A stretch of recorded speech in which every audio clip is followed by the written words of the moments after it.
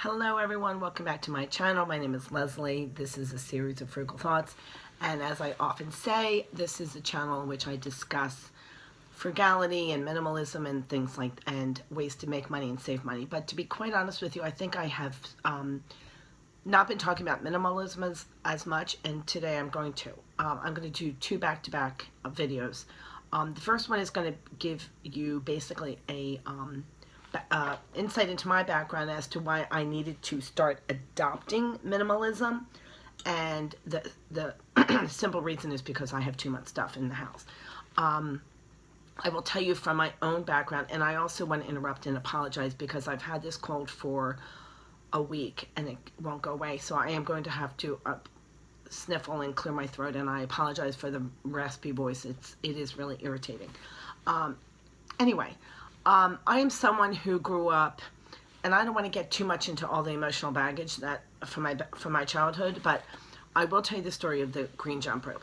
The green jump rope was a jump rope that me and my two younger sisters each got a jump rope for Christmas one year, and mine was green. I think one was red and one was blue. I got a green one, and I never opened the green jump rope. I always had the green jump rope, and I just always kept it in my drawer in case I would ever need it. But it became a joke later in life about how, like, we would use, because there were two other jump ropes, we would use their jump ropes. And it wasn't that I was being selfish. I think that as a 9-year-old or 10-year-old, I had this mentality, which I will describe to you, that you better save your stuff because you never know when you're going to need it. And I didn't want to be wasteful, and I didn't want to use my green jump rope because I never knew when I would ever get another jump rope if something were to happen to this jump rope.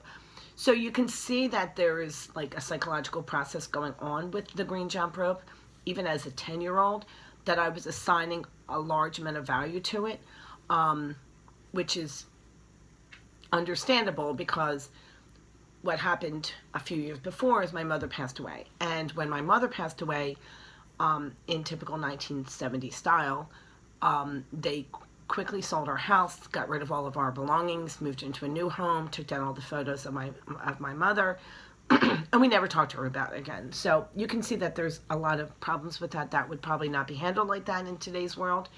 But I do remember that as I was growing up, apparently when they sold the house, her siblings came over and took some of the stuff. I don't know, I assume it was by invitation of my father, I don't know. But I do know that I would see my belongings in their home, and I remember being upset by that, thinking that, and like for instance, we had a little step stool in our bathroom, and the step stool was in my aunt's bathroom a year later, and I remember thinking like, wow, that was mine, and now it's hers because she took it somehow or got it somehow. And my father probably didn't want the step stool. Anyway, long story short, I believe that these were the kind of things in my background and in my childhood that made me start to put a lot of value on items. I don't remember it I mean, I went to college with the appropriate level of belongings. I moved into an apartment with my appropriate level of belongings.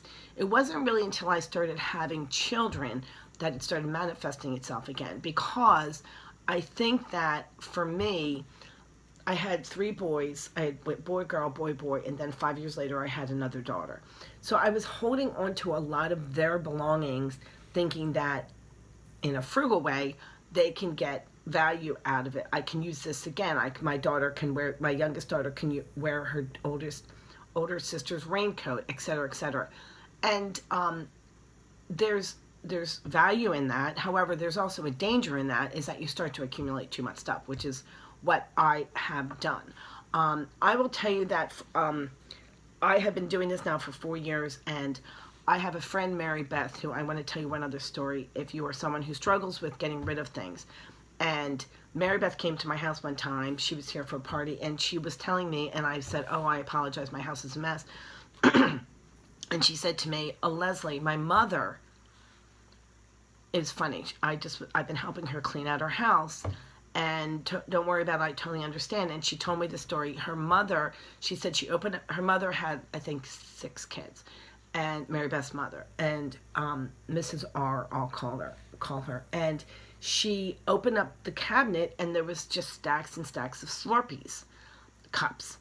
And Mary Beth had said to her mother, Mom, why are there so many Slurpee cups in here? And she said, well, in case we run out of cups for like a holiday, like Christmas or Easter, I want to make sure that we have enough cups for people to drink out of.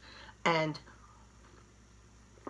I remember Mary Beth said to me, she had said to her mother in a very non-judgmental way, Mom, if we need cups on Christmas, there's a Wawa that's open 24 hours a day down the street.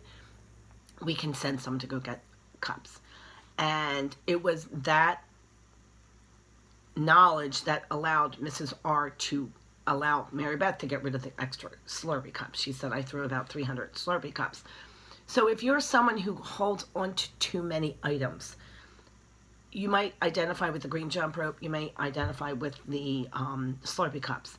And because it is just essentially putting a value on items that you shouldn't have. I also, and I'm struggling with this now because as my children are getting older, what should I keep of theirs and what not to keep? I'm also frugal and I hate to waste things. So I donate everything. I don't throw anything out. I just was upstairs. I have a big container of all the white socks, all the, and they're mostly like Nike Dry Fit or Under Armour or Bombas, all the white socks, all the black socks, and then there's a miscellaneous. And I was going through the miscellaneous socks because I hate to throw out or donate or just give away socks that could be used by somebody. So I was going through and finding mismatched pair of socks that were my daughter's from 6 years ago. Again, someone else may just be willing to throw out the old socks and just be done with it, but I was going through, that's a good thing maybe that I'm trying to do that, but it's also creates a bag of socks that I need to probably get rid of. Anyway, so I just wanted to explain to you where I am in my minimalism. So that was my background. That was where I was coming from. I remember the Slurpee cup, again, not in a judgmental way, but I thought, wow, Mary Beth gets it. Non-judgmental, and that's what people who have too many things need, not judgmental. Because society tends to beat up on people who have too many things. And they don't beat up on anybody else, but they do beat up on people who do that. And so I think that it's compassionate and understanding, because there's a reason why someone has too many Slurpee cups. And there's a reason why someone never opens up the green jump rope. Anyway, that's my story. What I started to say is that then about 4 years ago, I started listening to the minimalists and listening to them talking about how to get rid of items and how it would clear your head and clear your body and clear your mind has been the next step in this journey. And that is what I'm working on. And in fact, my daughter went up to Connecticut to visit a friend this weekend with my husband, who was staying at a relative's, and I am at home just cleaning up my stuff. And largely because of something I heard that Henry Winkler, the Fonz, said yesterday, which is going to be the subject of my next video. So if you are someone who has ever had a green jump rope or a cup of mountain of Slurpee videos, and if you don't know, by the way, Slurpees are 7-Eleven, which is like a convenience store around here. They sell Slurpees. It's like a water ice. Anyway, thank you. If you're someone who has done that, let me know. My name is Leslie. G. I'm trying not to give my last name. Leslie, thank you for watching this video, and like and subscribe. Thank you so much. Bye-bye.